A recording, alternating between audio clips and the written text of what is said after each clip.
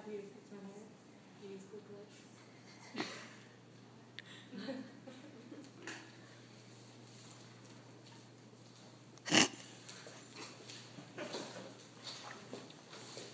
Living in South Louisiana is very different than living in North Louisiana. The culture, the lifestyle, and the fact that we got affected by hurricanes the worst. I never thought that when I was just 12 years old, my life would change completely, and in the eyes of a 12-year-old, it changed for the worst.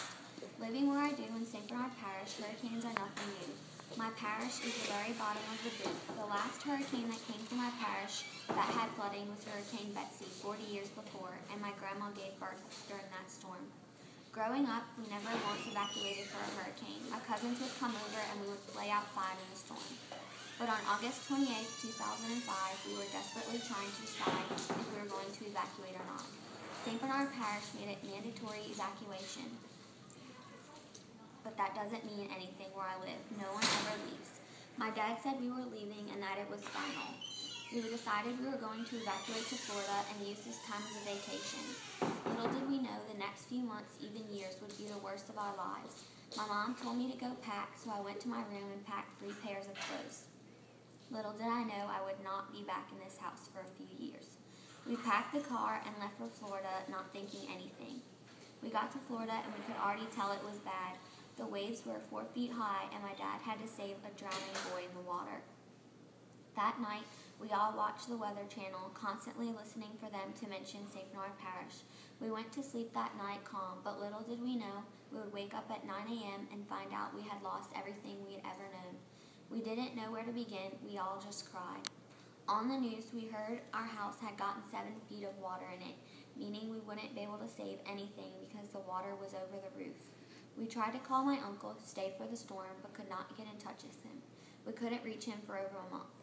A week passed by getting in touch with FEMA and various other places to see where to start. My parents decided it was best to enroll me in school since we would be staying in Florida a while. I was very scared and did not know what to think. My parents put me in a public school. The other kids called me names and affected me very much because my life did not need to be that hard. We were treated differently and mean by the faculty also. This affected me in a way never before. I had never been bullied before, especially after I'd lost my home, my friends, and everything I knew that was mine.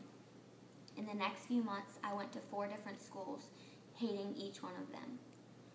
We had to get food, clothes, and vouchers because we didn't have any clothes or money for much food.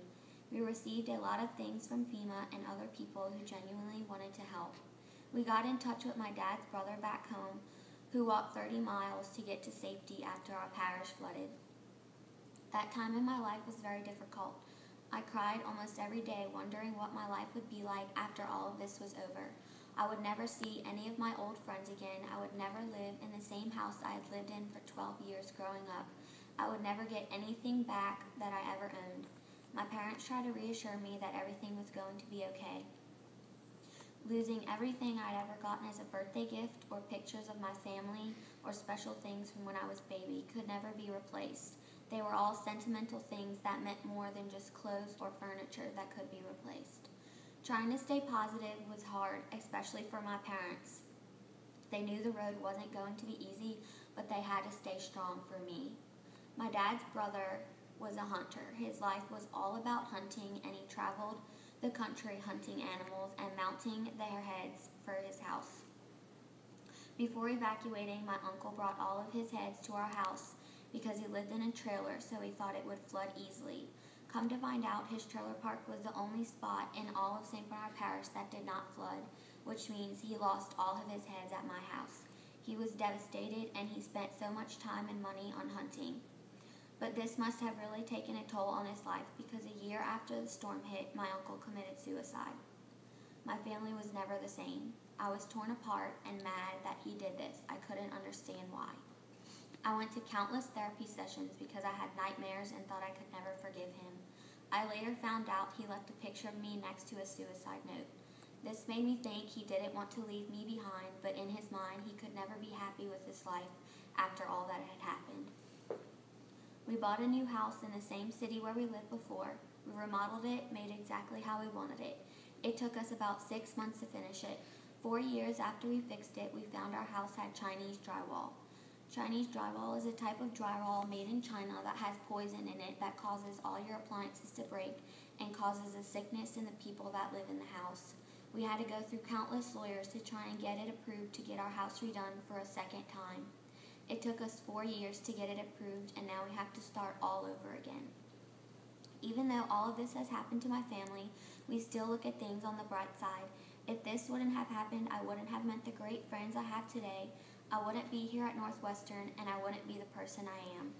Going through all of this has taught me many things, but the most important thing it has taught me is you have to be strong and learn to take whatever comes at you in a way you can handle.